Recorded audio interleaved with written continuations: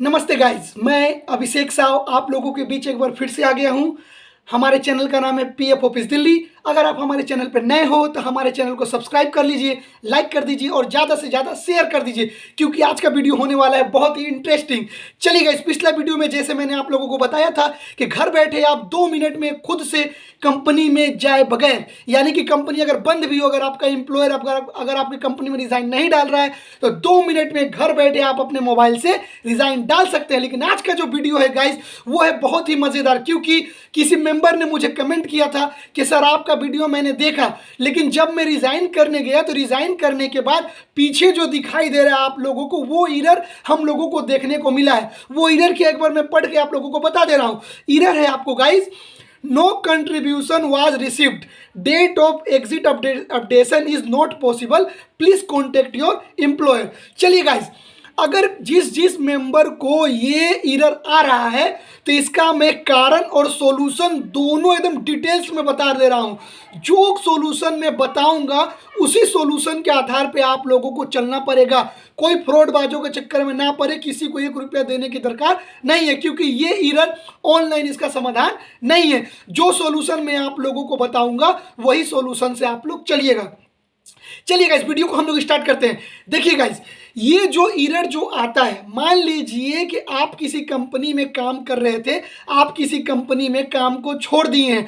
अगर मान लीजिए आपका जो पीएफ आईडी है, ठीक है गाइस, आपका जो पीएफ आईडी है, अगर 3 साल यानी कि 36 महीने तक अगर उस आईडी पर किसी प्रकार का कोई ट्रांजैक्शन ना हो, यानी कि उस पर किसी प्रकार का कंपनी के द्वारा कोई ट्रांजैक्शन ना किया गया हो, या तो आप उसमें से कुछ एडवांस नहीं उठा रहे हो, या तो आपने अपना फुल सेटलमेंट नहीं किया है, तो इस आधार पे पीएफ ऑफिस इस खाते को इसको हम लोग इनऑपरेटिव खाता बोला जाता है, यानी कि इनऑपरेटिव अकाउंट इसे बोला जाता है, यानी कि इसे एक निष्क्रिय खाता के रूप में शामिल कर दिया जाता है और आप अपने डेट ऑफ एग्जिट को खुद से नहीं डाल सकते हैं। आप लोगों को अपने एम्प्लॉयर की मदद लेने पड़ेगी। ये था गाइस इसका कारण। अब इसका सॉल्यूशन मैं ऐसा बताने वाला हूं कि हर एक सॉल्यूशन में आप लोगों को बताऊंगा। आप लोगों को जो सॉल्यूशन अच्छा लगेगा आप उसी सॉल्यूशन से अपने पीएफ में जो भी पैसे हैं उसको आप लोग फुल विड्रॉल कर सकते हैं। चलिए गाइस, सॉल्यूशन बताना मैं स्टार्ट करता हूं।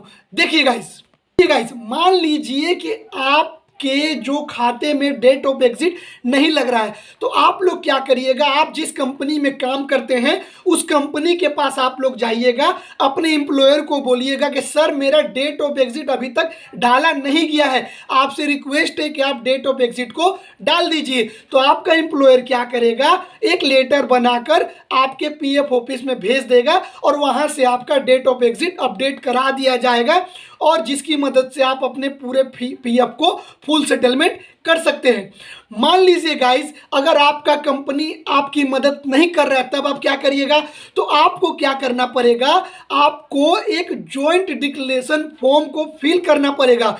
उसमें आप अपना जो आपका प्रॉब्लम है डेट ऑफ एग्जिट का, उसमें आपको फिलअप कर देना है। फिलअप करने के बाद उसके साथ आधार कार्ड, पैन कार्ड उसके साथ अटैच करके आप लोगों को अपने कंपनी का एम्प्लॉयर का सिग्नेचर और सील मरवा कर आपको अपने पीएफ ऑफिस में जाकर जमा कर देना है, और 15 से 20 दिन में आपके आईडी पर डेट ऑफ एग्जिट को अपडेट कर दिया जाएगा, और उसके बाद आप अपने पूरे पीएफ को फिर से विड्रॉल कर सकते हैं। मान लीजिए गाइस, आपकी कंपनी बंद हो गई है, अब आप सील किससे मरवाएंगे, आप उसका ऊपर स्टंप और सिग्नेचर किससे कराएंगे, कंपनी तो बंद हो गई है। आप बोलिएगा कि सर मेरा तो कंपनी बंद है, अब मैं क्या करूं, यानी कि मेरा पैसा पूरा नहीं निकलेगा। तो उसके लिए भी मैं आपको 101% सॉल्यूशन बताऊंगा।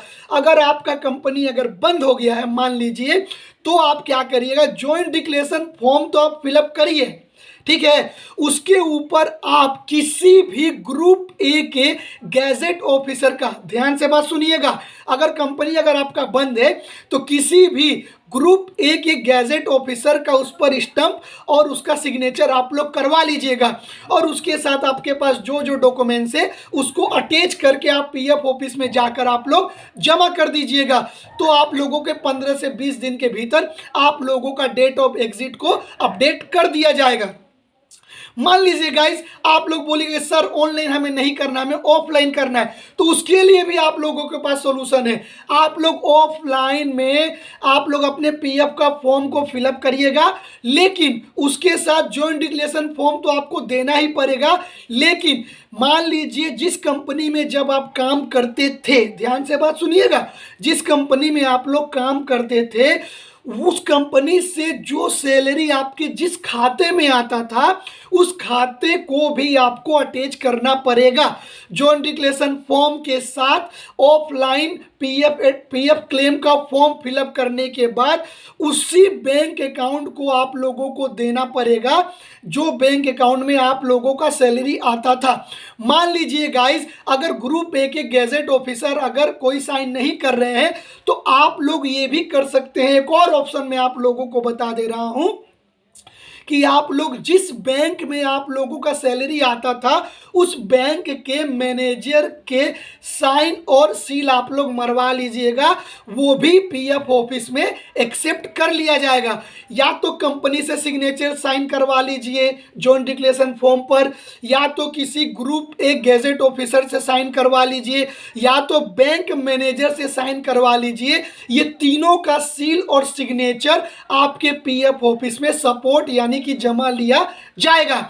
ये थे आप लोगों के उपाय। अगर इन सारे उपाय में से आप लोगों को जो उपाय जो सॉल्यूशन सबसे अच्छा लगता है आप उसी सॉल्यूशन के आधार पे अपने डेट ऑफ एग्जिट को अपडेट करवा सकते हैं। देखिए गाइस पूरा डिटेल्स में मैंने आप लोगों को बता दिया, किसी से पूछने की कोई ज़रूरत नहीं है। अगर आप पीएफ ऑफिस में जाएंगे, अगर आप पीएफ ऑफिसर से पूछिएगा सर हम क्या करें, तो पीएफ ऑफिसर आपको बोलेगा कि मुझे नहीं पता क्या करना है। इसलिए उतनी घबराने की कोई ज़रूरत नहीं है। जो जो मैंने कहा उस मेथड से आप लोग चलिए, आपका डेट ऑफ एग्जिट अपडेट कर दिया जाएगा 101%। अगर नहीं किया जाएगा तो आप मुझसे कॉन्टेक्ट करिएगा, मैं डिस्क्रिप्शन में अपना कंप्लेन नंबर दे दूंगा, आप ओनली फॉर उसे पे व्हाट्सअप कर सकते हैं।